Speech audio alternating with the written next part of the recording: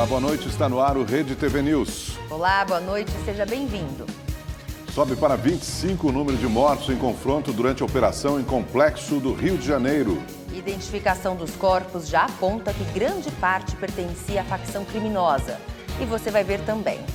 Chuva em Pernambuco causa deslizamentos e morte. Em apenas 24 horas, choveu quase 200 milímetros, o esperado para todo o mês de maio. Reservatório se rompe no agreste da Paraíba. Água arrasta casas e deixa feridos.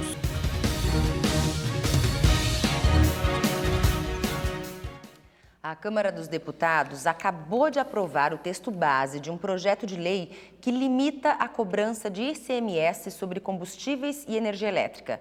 Vamos a Brasília, onde o repórter Anderson Arcoverde tem mais informações para a gente, né, Anderson? Boa noite para você. O que muda com esse projeto aprovado hoje, hein, Anderson?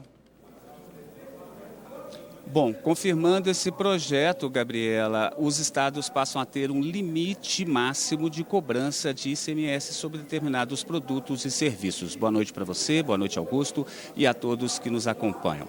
Pelo projeto, alguns bens como combustíveis, gás de cozinha, comunicações, energia elétrica e também o transporte coletivo passam a ser considerados bens essenciais e serviços também essenciais e indispensáveis. Com isso, a tributação sobre esses bens e serviços não pode ultrapassar uma alíquota máxima de ICMS, que, segundo o relator deputado Elmar Nascimento, será de 17%.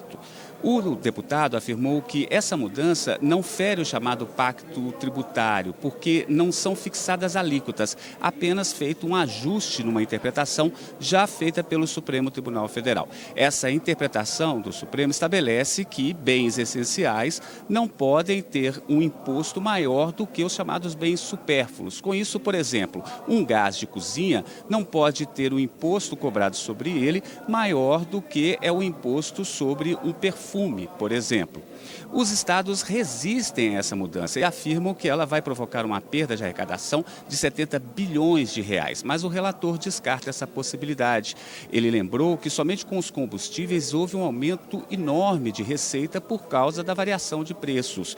O deputado disse ainda que, de qualquer maneira, foi criado um mecanismo para compensar estados e municípios de eventuais perdas. Vamos ouvir o que disse o relator. Então nós estabelecemos uma trava de 5% em que qualquer queda de arrecadação total do Estado ultrapasse os 5%, isso seria arcado pela União. E a equipe econômica do governo acredita que não vai ter perda nenhuma, porque esse dinheiro não deixa de existir. Como você afirmou, Gabriela, o texto foi aprovado, o texto base, por 403 votos a favor e 10 contra. Agora começam a discutir as chamadas emendas, que são propostas de mudança no texto. São 8 emendas. A oposição critica o projeto e diz que, mesmo havendo uma redução nos preços, a medida não é uma solução definitiva. De qualquer maneira, vários deputados votaram a favor da proposta. O relator ironizou. Ele disse que para o político é muito difícil assumir o ônus de votar contra a redução de impostos, principalmente em ano eleitoral. Anderson Arcoverde, de Brasília, para o Rede TV News. Obrigado, Anderson. O presidente Jair Bolsonaro participou do lançamento do programa Crédito Brasil Empreendedor. Bolsonaro também sancionou o Programa Nacional de Apoio às Micro e Pequenas Empresas. Com o objetivo de estimular a economia, o projeto sancionado mantém recursos para garantir empréstimos e facilitar o acesso ao crédito para micro e pequenas empresas por meio do Pronamp até o fim de 2024. Nós criamos entre 20 e 21 aproximadamente 3 milhões de novos empregos. E grande parte disso, Mélis, veio das pequenas, ou vieram das pequenas e microempresas, quem realmente emprega em nosso país. Na ponta da linha, o mais humilde tem um sustento através das pequenas e microempresas. Na cerimônia também foi lançado o programa Crédito Brasil Empreendedor. Estão reservados cerca de 23 bilhões de reais para este projeto, que também facilita acesso ao crédito a empreendedores de todo o país. O deputado Lincoln Portela, do PL de Minas Gerais, é o novo vice-presidente da Câmara dos Deputados. A eleição foi realizada hoje. Os deputados elegeram novos ocupantes para 3 cargos da mesa diretora: primeira vice-presidência, segunda e terceira secretarias. Os postos ficaram vagos porque os antigos ocupantes mudaram de partido. Como as vagas pertencem às legendas, foram feitas novas indicações. Lincoln Portela, de Minas Gerais, foi indicado pelo PL para a primeira vice-presidência. Odair Cunha, do PT de Minas Gerais, foi eleito novo segundo secretário. E Geovânia de Sá, do PSDB de Santa Catarina, é a terceira secretária. Os 3 tomaram posse hoje mesmo, logo após a eleição. A primeira-dama, Michele Bolsonaro, se filiou ao Partido Liberal, mesma legenda do presidente Jair Bolsonaro. Uma forma de intensificar a participação de Michele na campanha pela reeleição do presidente. Segundo o PL, com a filiação, a primeira-dama poderá aparecer na propaganda partidária que será veiculada no rádio e na televisão.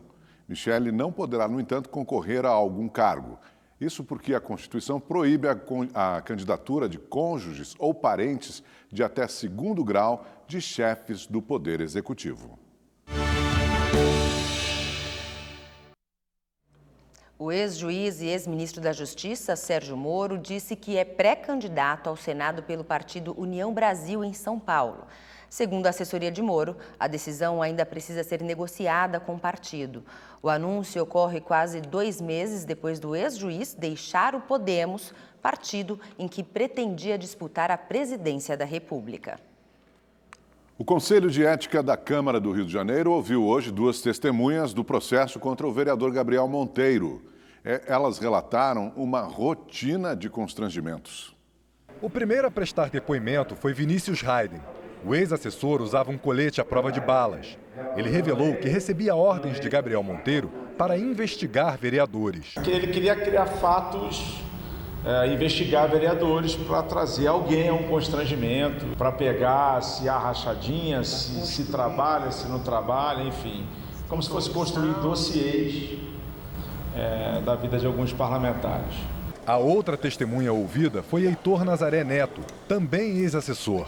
Ao deixar a Câmara dos Vereadores, ele disse que vem recebendo ameaças. Inclusive, já vou fazer o registro na delegacia e estou sendo acompanhado por seguranças aí ultimamente, por conta das ameaças, mas em breve, se Deus quiser, isso tudo vai passar.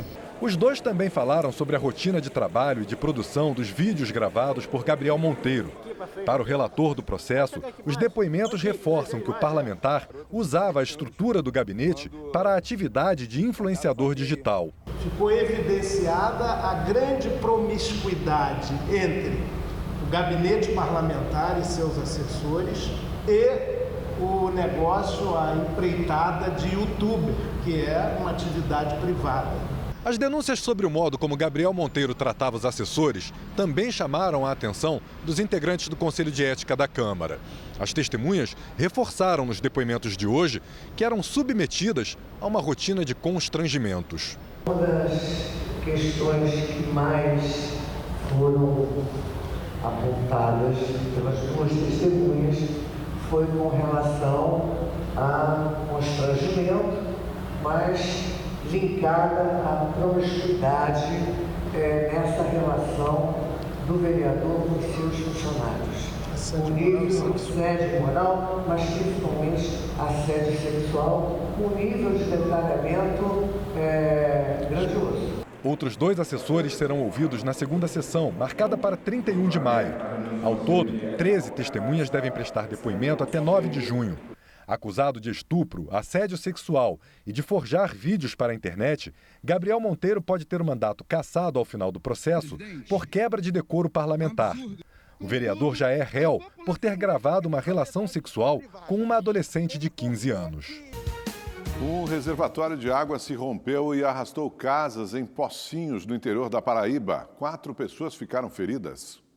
Por volta das 4h30 da manhã, Dona Maria das Dores acordou com um forte barulho e a casa sendo destruída pela força das águas. Tudo aconteceu quando esse reservatório, que fica na cidade de Pocinhos, no interior da Paraíba, rompeu. Graças a Deus estamos tudo em paz, está todo mundo vivo, meu netinho de 3 anos estava também, ficou muito feridinho, mas está bem, meus filhos. A suspeita é que o muro do reservatório, construído ainda na década de 70, tenha rompido com a força das águas acumuladas pelas chuvas registradas nos últimos dias. A avalanche acabou destruindo 5 casas que encontrou pelo caminho. 4 pessoas ficaram feridas e foram levadas pelo SAMU para o Hospital de Trauma de Campina Grande. Uma delas foi a dona de casa Edileuza Pereira. Estava dormindo, né? Eu e aquele barulho, né? Como se fosse um vento bem forte.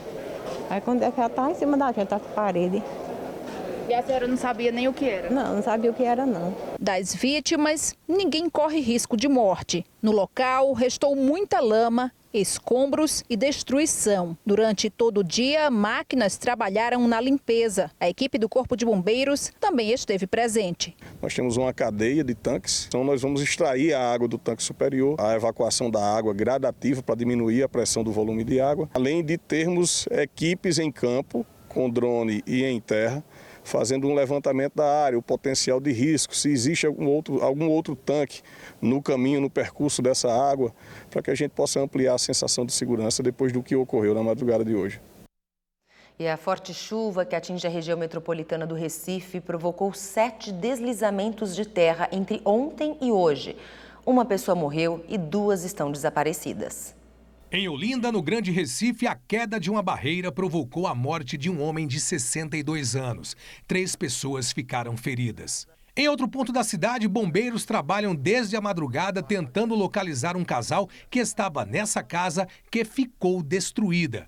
As vítimas são Rosimere Hipólito da Silva, de 44 anos, e Sérgio Pimentel, de 54 anos. Comecemos a ligar para o bombeiro assim que aconteceu o acidente. Daí teve o segundo deslizamento de 5h40. Aí o terceiro foi de 8h40. Aí eles começaram a trabalhar. Eles agora conseguiram encontrar a cama, que é o quarto, conseguiram encontrar a sala. E eu estava dizendo para eles, se eles não encontrar ali, ela está nesse aqui. Eles 2 estão enterrados aqui na frente. A Agência Pernambucana de Águas e Clima elevou para o nível máximo o alerta de possibilidade de chuvas fortes no Grande Recife. Em apenas 24 horas, choveu quase 200 milímetros, o esperado para todo o mês de maio. Segundo a Defesa Civil de Pernambuco, foram registrados 7 deslizamentos de terra. Moradores e motoristas enfrentaram ruas cheias d'água e casas foram alagadas. Na Avenida Recife, uma das principais vias da capital, a situação estava assim, quase impossível transitar. Em alguns bairros, moradores ficaram ilhados e até os animais foram prejudicados. Esse cavalo parece desnorteado em meio à cheia. Esse carroceiro se arriscou ao sair com o animal de casa. Na BR-101, os motoristas desceram dos veículos e ficaram esperando a água baixar. As aulas foram suspensas nas escolas e universidades das redes pública e privada. E os órgãos públicos também suspenderam as atividades. Parte do comércio não abriu. Veja agora a previsão do tempo para todo o Brasil com Igor Silveira. Olá, boa noite. Olha, essa instabilidade deve continuar durante toda a quinta-feira e a previsão é de chuva forte e volumosa, viu? Tudo isso por causa de uma corrente de vento que tem formado essas nuvens carregadas. Por isso, atenção, porque o risco de alagamentos e deslizamentos de terra continua em grande parte do Nordeste. No sul, uma frente fria vai ser a responsável pela chuva forte no Rio Grande do Sul. No Paraná e em Santa Catarina, dia nublado e pode chover em pontos isolados. No Espírito Santo, também pode ter uma chuva fraca. Em Minas Gerais e no Rio de Janeiro, dia claro e tempo firme. Em São Paulo, o dia começa com temperaturas baixas, mas o sol ganha força e esquenta. A máxima amanhã pode chegar aos 26 graus.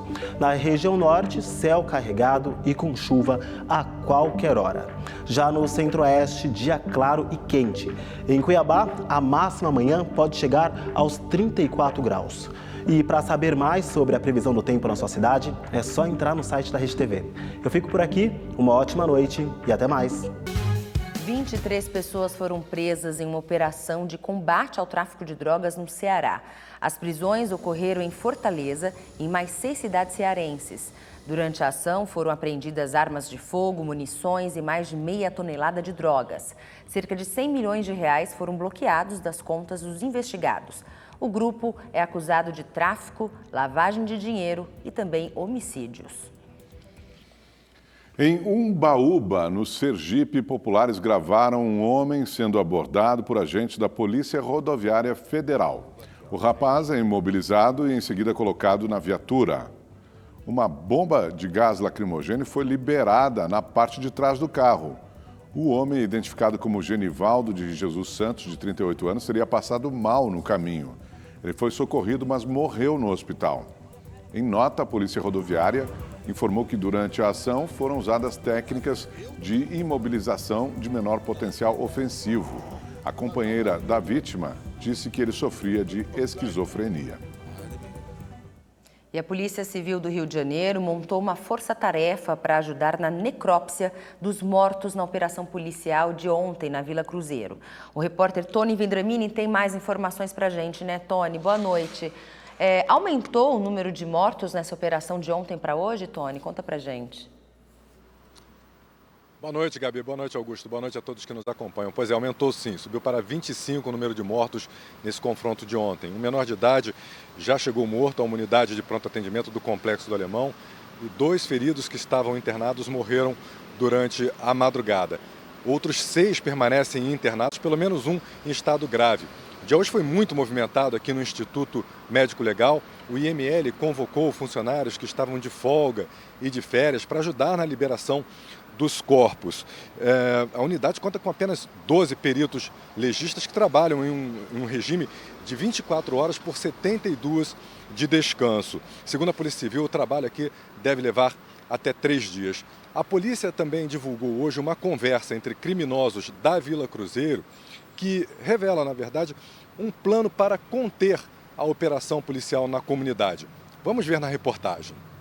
No IML, o dia foi de identificação dos mortos na Vila Cruzeiro. A Polícia Militar afirma que pelo menos 13 pessoas eram suspeitas de fazer parte da maior facção criminosa do Rio de Janeiro e morreram em confronto com os 80 policiais militares e federais durante a operação. Entre os mortos estão chefes do tráfico de drogas de outros estados, principalmente da região norte do país. Heraldo de Novaes Ribeiro, conhecido como Pezão, apontado como responsável pelo tráfico em uma comunidade de Belém, capital do Pará. Marlon da Silva Costa, o Del, considerado a maior liderança da facção carioca no Pará. De acordo com a polícia, era foragido da justiça. Também estão suspeitos do Rio com várias passagens. Entre eles, Sebastião Teixeira dos Santos, o Juninho 51 ou 0, um dos chefes do tráfico na Vila Cruzeiro. Áudios divulgados pela Polícia Militar mostram que os mais de 50 criminosos que estavam reunidos na comunidade trocaram mensagens sobre o confronto. Meus amigos, dá uma força aqui na matinha, meus amigos. Muita polícia no mato, meus amigos. Tem amigo baleado. Trocamos com os caras aqui no mato, meus amigos. Muito morto ainda há pouco aí, umas meia hora atrás. Caraca, mano, muito tiro na mata, mano. Nas conversas, os bandidos falam sobre moradores fazerem um protesto. Os amigos aí, mano, da PEI aí, mano. Vem aí, parceiro. Vem aí, mano. Pra mandar os moradores aí, pô, fazer o protesto aí, parceiro. Tem vários amigos no mato baleado lá, parceiro. Vambora ver aí, irmão. Bora ver essa parada aí, parceiro. Manda ver os moradores aí, irmão. Os mototáxis aí, parceiro. O protesto aconteceu na tarde de ontem. Policiais tiveram que conter este grupo. A operação na Vila Cruzeiro é a segunda com o maior número de mortos no Rio. A primeira foi há 1 ano no Jacarezinho, quando policiais civis entraram na comunidade para cumprir mandados de prisão e 28 pessoas morreram.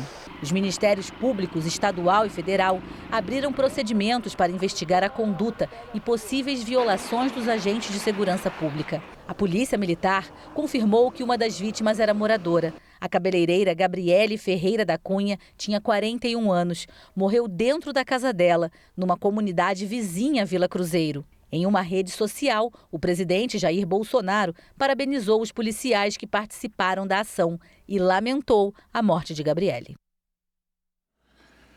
Em São Paulo, depois de uma operação policial na chamada Nova Cracolândia, no centro da cidade, os usuários de drogas se espalharam pela região. Pois é, e o que traz um pouco de alívio para alguns é motivo de preocupação para quem vive nas ruas próximas. A Helvétia já não é mais a mesma. Nem dá para acreditar que meses atrás abrigava milhares de dependentes químicos. Eduardo mora aqui há anos e conta que não saía mais de casa à noite. Depois das 8 horas da noite era um caos. A gente com medo de ser assaltado, de tomar uma facada, né? Porque esse pessoal não tem nada a perder, né? E a gente tem, né? Depois de várias operações policiais, o chamado fluxo deixou a Rua Helvétia e se instalou na Praça Princesa Isabel. A venda e o consumo de drogas a céu aberto prejudicaram o comércio e levaram insegurança para os moradores da região.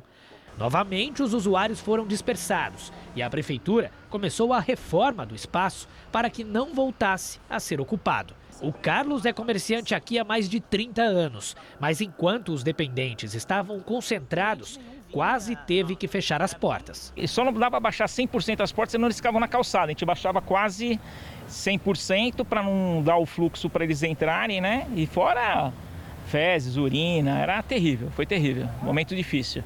Desde quando foram retirados pela polícia aqui da Praça Princesa Isabel, os usuários de drogas passaram a ocupar diferentes endereços pela região central da cidade. O problema é que essa constante mudança da Cracolândia tem tirado a paz dos moradores desses locais, que reclamam da falta de segurança e da sujeira provocada pelo fluxo na porta de suas casas. Muitos têm medo de falar para não sofrer represálias por parte dos traficantes.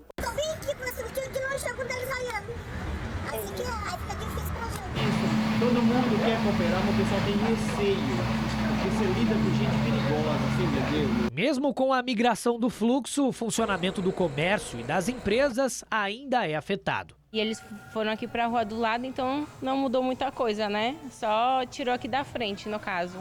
Ou seja, o problema ainda continua. É. A dispersão dos usuários foi uma ação planejada. Quando o fluxo é menor, não é um gueto como havia na Praça Júlio Prestes, um gueto que chegou a ter 4.000 pessoas, a permeabilidade é mais fácil de ser atingida.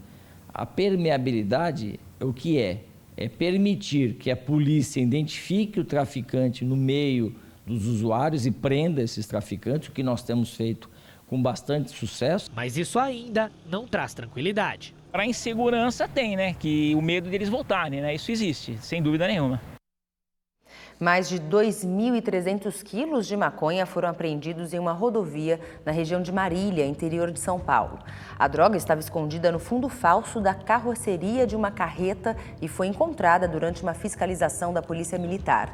O motorista paraguaio, preso em flagrante, vinha de Foz do Iguaçu, no Paraná, e ia para Uberaba, em Minas Gerais. Ele foi abordado porque não estava usando o cinto de segurança. Em Contagem, na Grande Belo Horizonte, um casal foi preso suspeito de usar as redes sociais para traficar mais de 30 tipos de cogumelos alucinógenos. Na casa deles, a polícia encontrou um laboratório para cultivo. O casal era investigado há cerca de um mês. Em um perfil na internet com mais de 1.500 seguidores, os suspeitos se identificavam como colecionadores e faziam propaganda de cogumelos desidratados. Mas, segundo a polícia, eles ofereciam 32 tipos de cogumelos, todos com alto poder alucinógeno. O homem de 24 anos confessou que se especializou no cultivo e começou a produção para consumo próprio, mas que há 2 anos passou a vender os fungos por necessidade financeira. Ele postava aí fotos do cultivo do fungo, desde o início do cultivo do fungo, da criação, até fotos do final, quando os cogumelos estavam prontos. Na casa dos suspeitos, a polícia encontrou um laboratório para cultivo dos cogumelos, equipado com geladeira, estufa, câmara secadora, entre outros materiais. Também foram apreendidos LSD, êxtase, maconha, haxixe e cocaína. A mulher de 26 anos negou participação no tráfico. Agora, a polícia vai tentar identificar fornecedores das drogas e possíveis compradores. Acompanhe agora os flagrantes pelo Brasil. Na Baixada Fluminense, uma câmera registrou o momento de um acidente. 2 mulheres com 3 crianças estão atravessando a rua quando um carro diminui a velocidade para elas passarem. Uma moto não consegue frear e bate contra o veículo com muita força. O condutor, que estava sem capacete, é arremessado e cai sob os pedestres. Uma ambulância que passava pelo local prestou atendimento aos feridos. O motociclista e uma das mulheres foram levados para o hospital da região. Uma jovem teve o celular roubado enquanto caminhava na zona norte do Rio de Janeiro. Os assaltantes, em 2 bicicletas, arrancam o telefone da mão dela. Na confusão, os criminosos caem. A vítima reage e é agredida por um deles. Os 2 bandidos fogem. A polícia achou o celular com uma adolescente de 17 anos. O outro assaltante está foragido.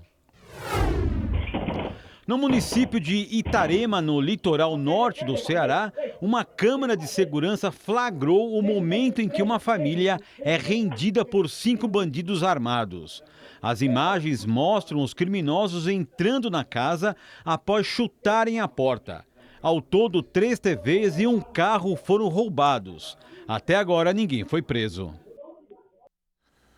Uma diretora de uma escola da cidade de Itararé, no interior de São Paulo, foi agredida por um aluno. As imagens foram captadas pela câmera de segurança. O estudante de 17 anos discute com a diretora. Quando ela vira de costas, o adolescente aplica um mata-leão. A mulher cai no chão e, na sequência, uma porta despenca em cima dela. O aluno parte para cima da diretora novamente. As pessoas que estavam no local tentam retirar o agressor, mas encontram muita dificuldade. A vítima foi levada para o hospital e não precisou ser internada. Em nota, a Secretaria de Educação do Estado de São Paulo repudiou a ação. Disse que os responsáveis pelo menor já foram chamados e que, junto com o Conselho Escolar, serão definidas as providências sobre o caso. A Procuradoria-Geral da República disse em manifestação ao Supremo Tribunal Federal que o perdão concedido pelo presidente Jair Bolsonaro ao deputado federal Daniel Silveira, do PTB do Rio de Janeiro, é constitucional. Porém, não interfere na suspensão dos direitos políticos após o trânsito em julgado da ação, ou seja, quando não houver mais possibilidade de recurso. Augusto Aras destacou ainda que a graça concedida ao deputado também não alcança eventuais decisões quanto à perda de mandato político e nem a uma possível inelegibilidade decorrente da condenação. O Rede TV News fica por aqui. Assista agora ao programa Super Pop com Luciana Gimenez. Obrigado por sua companhia, uma ótima noite para você e até amanhã.